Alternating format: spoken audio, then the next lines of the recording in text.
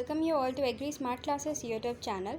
ये हमारा plant pathology का थर्ड लेक्चर होने वाला है, जिसमें हम क्लासिफिकेशन ऑफ डिजीज़ के बारे में स्टडी करेंगे। ठीक है, चलो स्टार्ट करते हैं। फिर डिजीज़ेज़ को अलग अलग बेसिस पर डिवाइड किया गया है, पर हम सबसे पहले इम्पॉर्टेंट वाले को डिस्कस करेंगे, जो है कि on the basis of symptom. जो प्लांट है ना, होस्ट प्लांट, वो जो सिम्टम प्रोड्यूस करता है उसके बेसिस पर डिजीज़ को अलग अलग तरह से क्लासीफाई किया गया है। ठीक है, तो उसके बेसिस पे हम स्टडी करेंगे पहले।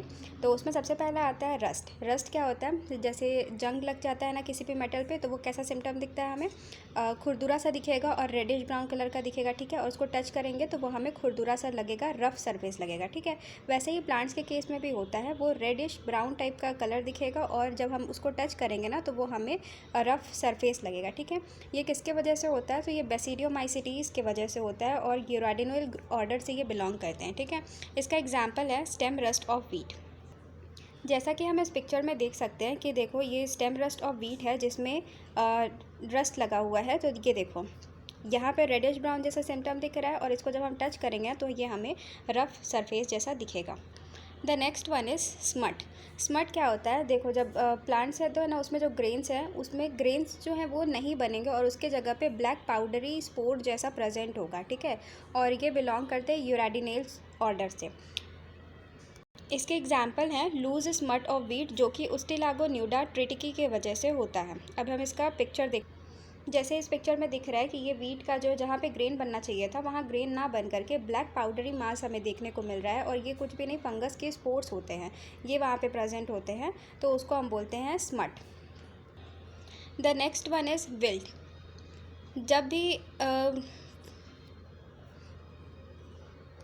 प्लांट्स के वस्कुलर सिस्टम जब भी अफेक्ट होंगे ना, उसको हम बोलते हैं विल्ट। वस्कुलर सिस्टम मतलब प्लांट में जो ट्रांसपोर्टेशन का काम करते हैं ना, जाइलम और फ्लोएम, वो क्या काम करते हैं? फूड और वाटर और न्यूट्रिएंट्स को ट्रांसपोर्ट करने का काम करते हैं। ठीक है, तो जब कि ट्रांसपोर्टेशन एक जगह से दूसरे जगह नहीं हो पाएगा, प्लांट को प्रॉपर न्यूट्रिएंट और वाटर नहीं मिल पाएगा, तो प्लांट कैसा हो जाएगा? मुरझा जाएगा, झुलस जाएगा। ठीक है, उसी को हम बोलते हैं विल्ट। जब प्लांट का वस्कुलर सिस्टम अफेक्ट होता है तो प्लांट जो है मुरझाया हुआ सा दिखता है। इसका एग्जाम्पल है बैक्टीरियल विल्ट ऑफ कुकुरबिट, जो कि एरवीनिया के वजह से होता है।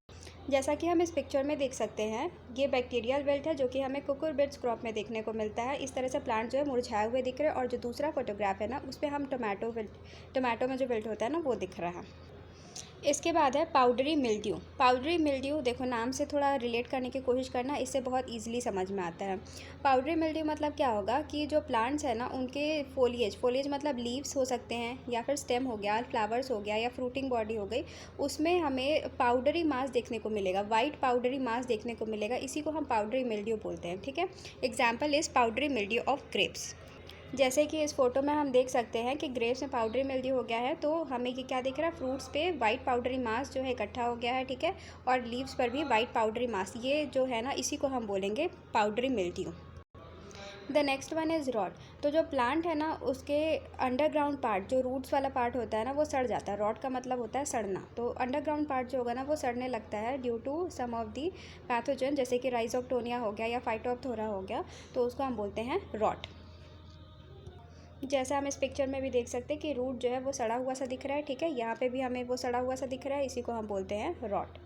Then comes blight. ब्लाइट में क्या होगा ना, पहले जो प्लांट्स के जो लीव्स होंगे ना, उसमें क्लोरोसिस दिखेगा, वो येलो होना स्टार्ट हो जाएंगे, उसके बाद उसमें ब्राउनिंग हमें देखने को मिलेगी, वो धीरे धीरे फिर सूखने लगेंगे और अल्टीमेटली प्लांट की डेथ हो जाएगी। इसका एग्जाम्पल है लीव ब्लाइट ऑफ पैडी। जैसे कि सबसे पहला वाला फोटोग्राफ में हमें दिख रहा है कि प्लांट्स के जो लीव्स है पहले येलोइश हो रहे हैं। ठीक है, उसके बाद वो थोड़े थोड़े ब्राउन कलर के दिख रहे हैं। अब ऐसे ही करते करते कि पूरा प्लांट ये ब्राउन हो रहा है, मतलब वो लीव सूखते हुए जा रही हैं। ठीक है, पूरा सूख जाएगा, और सूख जाएगा तो फिर वो अल्टीमेटली प्लांट की डेथ हो जाएगी, अगर ये एडवांस या सीवियर स्टेज में चला गया तो। ठीक है, ये हो गया leave blight. The next one is leave spot. तो स्पॉट मतलब क्या? छोटे छोटे धब्बे हमें देखने को मिलेंगे, उसी को हम स्पॉट्स बोलते हैं। ये या तो फंजाई की वजह से हो सकता है या बैक्टीरिया की वजह से हो सकता है। ठीक है, लीफ से हमें छोटे छोटे धब्बे देखने को मिलते हैं। ठीक है, बाद में ये जो है ना, वो एक साथ मिल करके येलोइंग हो जाएंगे, और फिर धीरे धीरे अल्टीमेटली जो ये जो लीव्स होते हैं ना, वो गिरने लगते हैं प्लांट से। ये हो गया लीफ स्पॉट। जैसा कि हम फोटोग्राफ में भी देख सकते हैं, ये जो छोटे छोटे हमें धब्बे देखने को मिल रहे हैं ना, इसी को हम बोलते हैं leaf spot. Then comes canker. Canker मतलब क्या होता है ना कि जो प्लांट है ना उसका स्टेम हो गया या फिर जो बार्क वाला पोर्शन हो गया उस पर हमें ना डेड एरिया देखने को मिलेगा। इवन ये हमें फ्रूट्स पे और लीव्स पे भी देखने को मिलता है। तो जो हमें डेड एरिया या डेड पार्ट देखने को मिलेगा ना बार्क ऑफ वुडी स्टेम उस पर, तो उसको हम बोलते हैं कैंकर।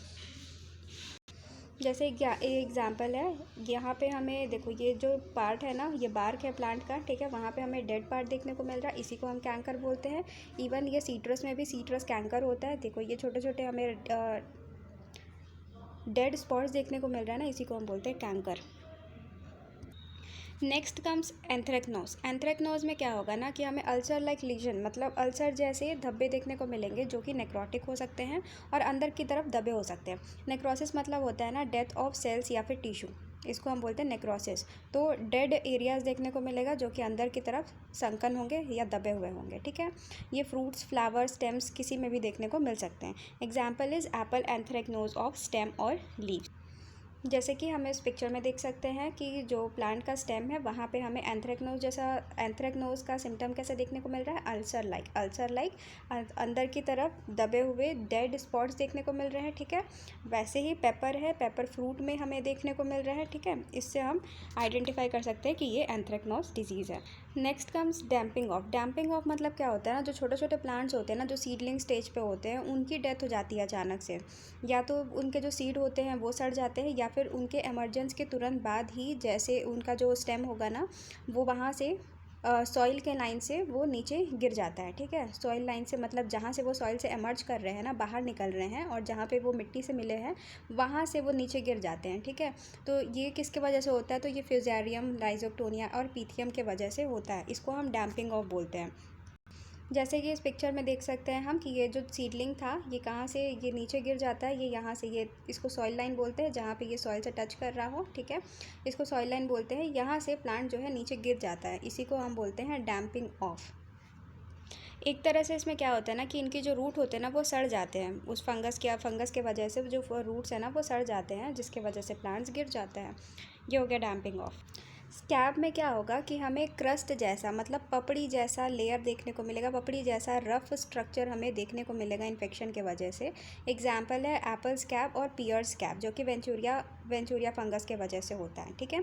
इसमें क्या होगा कि जो भी होस्ट प्लांट है उसके फ्रूट्स में, ट्यूबर्स में या फिर कोई भी प्लांट पार्ट में हमें रफ स्ट्रक्चर देखने को मिलेगा जो कि बिल्कुल क्रस्ट जैसा होगा या फिर पपड़ी जैसा होगा। इसको हम फोटोग्राफ से या किसी की सबसे पहले एप्पल स्कैब, उसके बाद है पियर स्कैब। इसमें क्या होगा, ये देखो यहाँ पे कैसा दिख रहा है, ये पपड़ी जैसा दिख रहा है, ये पूरा पपड़ी जैसा दिखेगा, ये पूरा और क्रस्ट जैसा दिख रहा है पपड़ी जैसा और बिल्कुल रफ है, ठीक है। ये हो गया स्कैब। पहला वाला जो है वो एप्पल का है और ये जो सेकंड वाला है ये पियर का है। और ये जो क्रस्ट जैसा जो लेयर है ना उस पर हमें हो सकता है कि कहीं छोटे छोटे क्रैक्स भी देखने को मिले, जैसा कि इसमें पियर में क्लियरली दिख रहा है, ठीक है, ये छोटे छोटे क्रैक्स दिख रहे हैं ना, हाँ, ये सिम्टम है स्कैब का।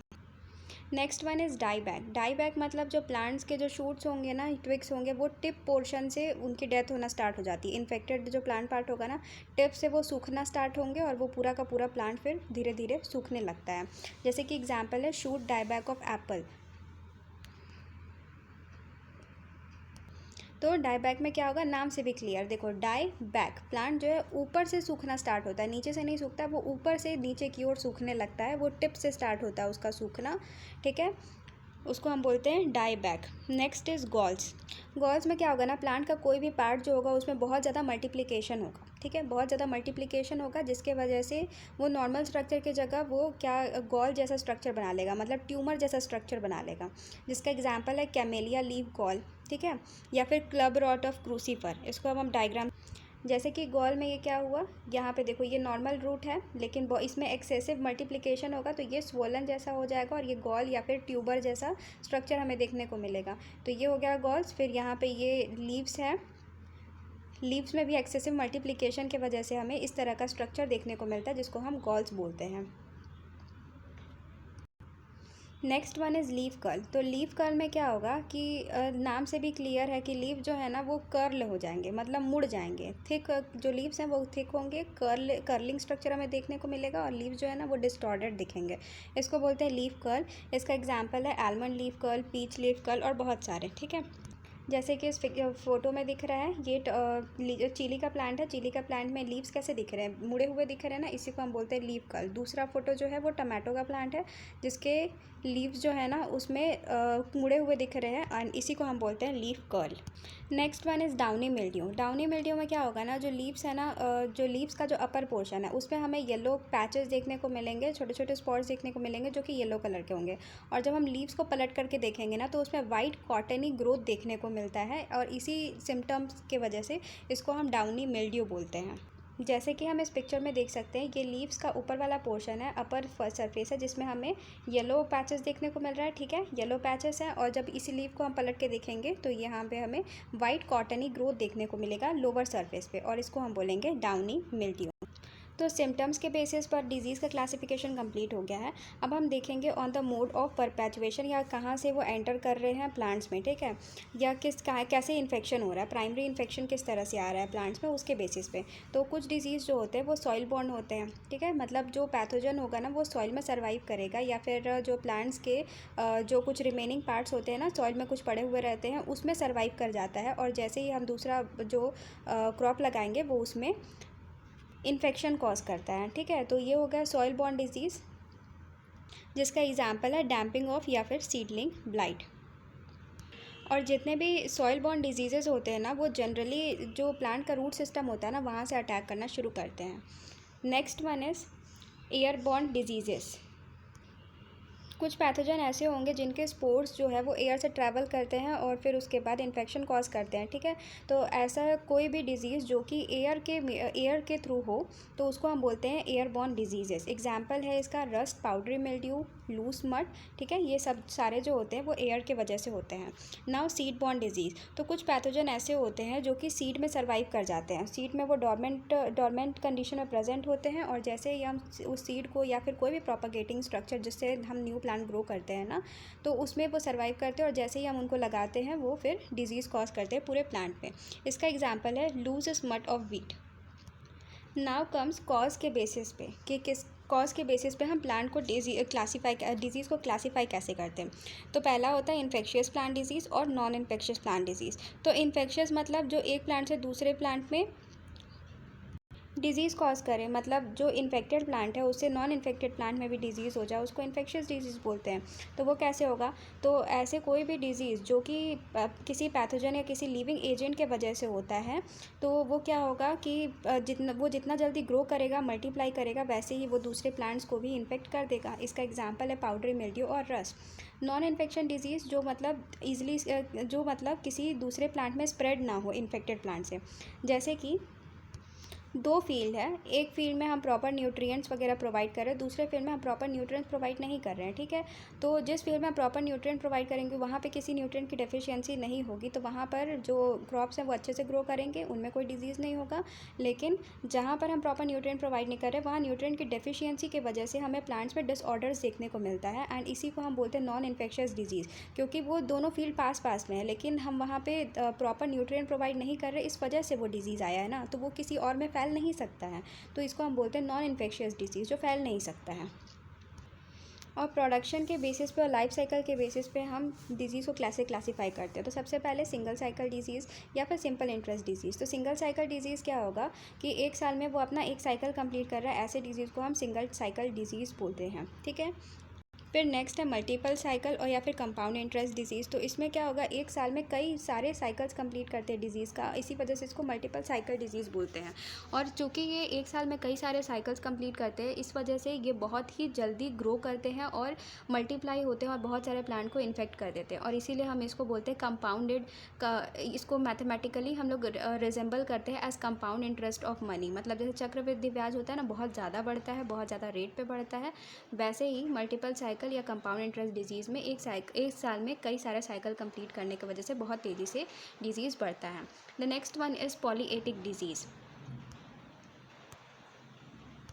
ऐसे डिजीज़ जिनको एक साल से ज़्यादा का टाइम लगता है अपना इस साइकिल कंप्लीट करने में, उसको हम बोलते हैं polyetic disease. Example is cedar apple और रस्ट।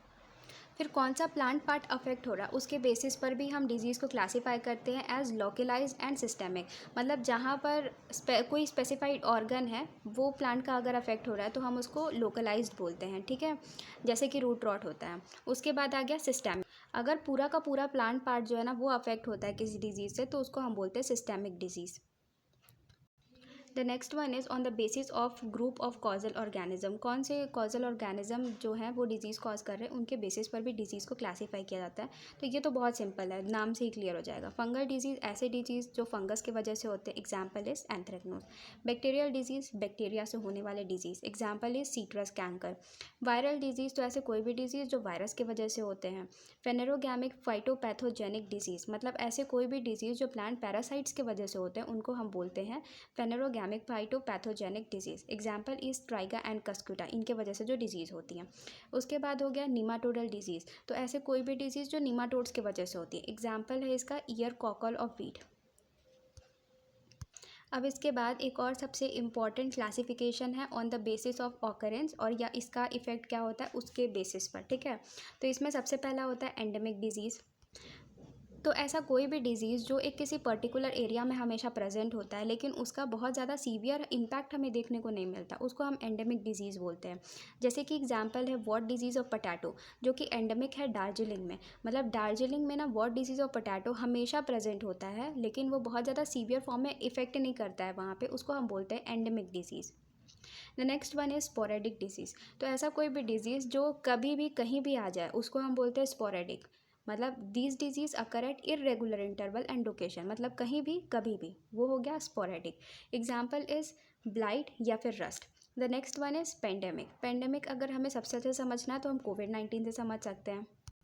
तो ऐसा कोई भी डिज़ीज़ जो वर्ल्ड वाइड आए, मतलब पूरे जगह वो फैल गया है, वो ऐसे डिज़ीज़ को हम पेंडेमिक बोलते हैं, ठीक है, जो पूरे वर्ल्ड वाइड हो। ये वो हो सकता है कहीं पे एंडेमिक हो और कहीं पे एपिडेमिक हो, ठीक है, कहीं पे मतलब बहुत ही कम सीवियर फॉर्म में हो और कहीं पे बहुत ही ज़्यादा सीवियर फॉर्म में हो, उस डिज़ीज़ को हम पेंडेमिक बोलते हैं। लेकिन ये हर जगह प्रेजेंट होता है पूरे कंट्री में, फिर धीरे धीरे वो पूरे कॉन्टिनेंट में फैल जाएगा और फिर वो पूरे वर्ल्ड में। एग्जाम्पल है इसका late blight of potato. The next one is epidemic या फिर एपिफाइटोटिक डिजीज़। एपिडेमिक मतलब क्या हो गया, कोई डिजीज़ जो है वो कभी कभी आता है पर बहुत ही ज़्यादा सीवियर फॉर्म में अटैक करता है किसी बड़े एरिया में, उसको हम बोलते हैं एपिडेमिक, ठीक है। और पेंडेमिक में हमने क्या देखा था कि एंडेमिक कहीं पे वो डिज़ीज़ जो है एंडेमिक फॉर्म में होगा और कहीं पे वो डिज़ीज़ जो है एपिडेमिक फॉर्म में होता है, उसको हम बोलते हैं पेंडेमिक डिजीज़, ठीक है। और ये बहुत पूरे वर्ल्ड वाइड फैले हुए होते हैं, उसको पेंडेमिक बोलते हैं, ठीक है। एंडेमिक जो किसी पर्टिकुलर एरिया में प्रेजेंट होते हैं और वो हमेशा प्रेजेंट होते हैं, ठीक है, हमेशा प्रेजेंट होंगे लेकिन उनका सीवियरिटी जो है वो बहुत ज़्यादा नहीं होगा, उसको हम बोलते हैं एंडेमिक डिजीज़।